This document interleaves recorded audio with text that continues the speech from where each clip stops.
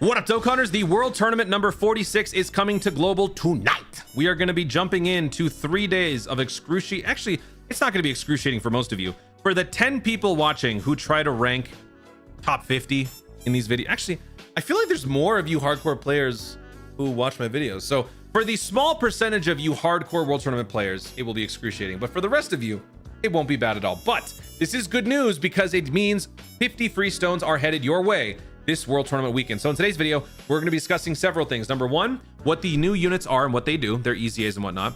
We're going to discuss how many stones you can earn, how you get them, the different resources, and we're going to talk about what the general ranking recommendations would be depending on what you're trying to accomplish, because it ultimately depends on you, your availability, your willpower to subject yourself to eternal torment, and all of those types of things. So without further ado, let's jump in. Let's just start by getting the heavy stuff out of the way. Let's just go through all of the unit details. So we have 4 new EZAs, as we typically do during these World Tournaments. Ever since the new update back in April of 2023, we have left the old ways of World Tournament. Now we have this new one where they're basically retconning older World Tournament characters. Every World Tournament we get 4 of them, plus the new unit Awakening. We have no longer been receiving new characters as of January. That was the last time we got something, and that was Champa. So I think for the time being, they're just going to be doing this. I don't know if there's ultimately an end goal in mind where they're going to stop this altogether. I don't know. But yeah, anyway, let's go over the new units. So the Gohan is going to be receiving a Dokkan Awakening using 7 medals from the World Tournament. Very easy to pick up. Raises attack permanently, raises defense for 1 turn, causes supreme damage, attack and defense plus 120, plus an additional attack and defense plus 100. When performing a super attack, key plus 2, plus an additional attack and defense plus 80. High chance to stun the attacked enemy when there's an androids category enemy. Plus an additional defense plus 30 when performing a super attack, plus an additional key plus 2 and medium chance to crit if there's a future saga category ally whose name includes Trunks on the team. That is the new awakened character. Now let's go through these 4 characters right here real quickly. The GT Super Saiyan Vegeta raises attack for 1 turn, causes supreme damage, and raises defense by 30% for 6 turns. Ooh, very nice. Okay. Attack and defense plus 120, plus an additional attack and defense plus 60 when performing a super attack. Guards all attacks for 1 turn from the character's entry turn. I like that phraseology, actually. This is a lot easier to understand. Plus an additional defense plus 80, high chance to guard as the first attacker in a turn, plus an additional attack plus 40 as the second or third attacker in a turn, plus an additional attack plus 80%, medium chance to perform a crit when performing a super attack when there's another Shadow Dragon Saga category ally attacking in the same turn. Very nice. For a free-to-play World Tournament, that's not bad. Then we've got Lord Beerus. Raises defense for 1 turn, causes supreme damage, lowers enemy defense. Attack and defense plus 120, plus an additional attack and defense plus 120 when supering. Attack plus 60, additional. Starting from the turn in which the character receives the second attack in battle, launches an additional attack that has a high chance of becoming a super. Starting from the turn in which the character receives the 4th attack in battle, guards all attacks when all allies attacking in the same turn are exploding rage category. Very specific, and thus probably not very practical, but okay, there's your Beerus EZA. STR GT Super Saiyan Goku raises defense for 1 turn, causes supreme damage, raises allies attack by 30% for 1 turn. Attack and defense plus 150, plus an additional attack and defense plus 100 for 5 turns from the character's entry turn. Plus an additional attack and defense plus 50 when performing a super attack. Medium chance of evading enemies attack, including super attack. E plus 3, plus an additional chance of evading enemies attack, including super attack for plus 30%. When there's a Space Traveling Warriors category ally attacking in the same turn. Okay, so you want to have that, because if this guy's going to be supporting you with that super attack ability, this unit would want to be in slot 1 or slot 2. Plus an additional attack plus 20 up to 80, chance to crit plus 10 up to 40 with each attack evaded. So full dodge build for this guy. Interesting. All right. And then lastly, we've got the Demon King Piccolo. This guy greatly raises attack for 1 turn, causes supreme damage, medium chance to stun. Extreme class allies key plus 3 attack and defense plus 30, plus an additional attack and defense plus 10 for all allies, medium chance to guard when all allies attacking in the same turn are extreme. Attack and defense plus 40 per extreme class ally on the team. Whoa, okay. Attack plus an additional defense plus 100, and for 2 turns, attacked enemies attack minus 20% when performing a super attack. Interesting. Okay, so those are your 4 new EZAs and the new awakened character. Let me know in the comments among these 4 which one looks the most interesting to you. For me, it's probably this guy, because I would love to have more GT Hero Vegeta characters. This would be a nice one. I also like the Piccolo. So yeah, I'll probably be picking up 1, 2, 3, these 3.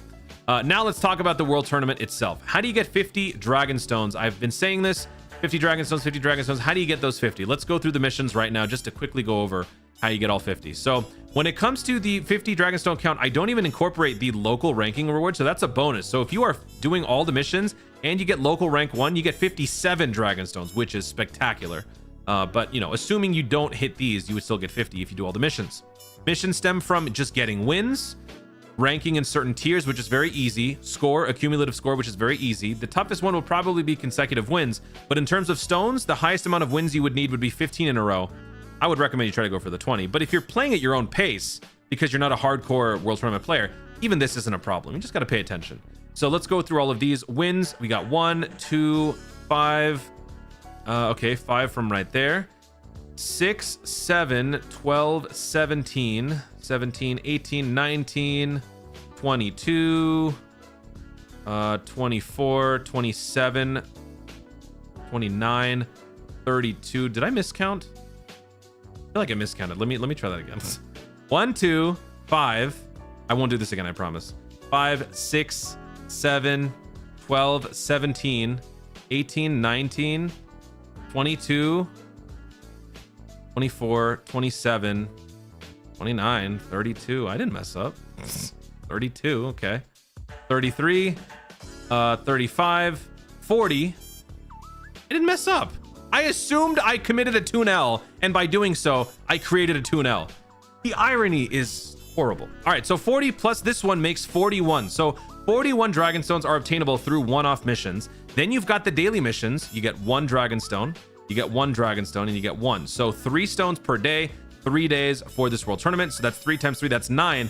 41 plus 9 means 50 Dragonstones. That is how much you are earning during this World Tournament. Granted, I did count this during the January slot, but still, it's been the same since the dawn of man. So it's still 50 Dragonstones. So there you go. And plus, if you add more from the local, you get even more. So that is awesome. Now, there are more resources to obtain than just stones. You can actually obtain Hercule signatures. These Hercule signatures are essentially the lifeblood of this new update, where you use them to redeem EZA medals to awaken your favorite characters. The main targets would be the LRs. So you would need 135 Hercule signatures per World Tournament to be able to EZA and LR each and every World Tournament. The good news is, though, you don't have to actually awaken the EZA fully for the LR every World Tournament, as one only happens every other World Tournament or maybe every 3. So you've got time. You don't have to do it all in one lump sum. You can pace it out. So keep that in mind when considering this. You need 45 medals to awaken this Piccolo, any LR, right? So 45 times the 3 cost means 135.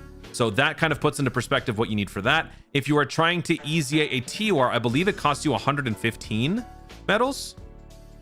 Not exactly, yeah, because it's 30 plus 30. So it's 1 Herc. I don't know why it says 100 here. It's supposed to be 1. You get 1 medal per, I think it's 1 per Hercule signature. So it's 40 plus 30, 70, 100, 115. So I think you need 115 Hercule signatures to EZA 1 TUR. But generally, those medals come from the global ranks. Depending on your global rank, you will earn a certain amount. And that's where we're going to now talk. Where do you want to be ranking ultimately for this World Tournament?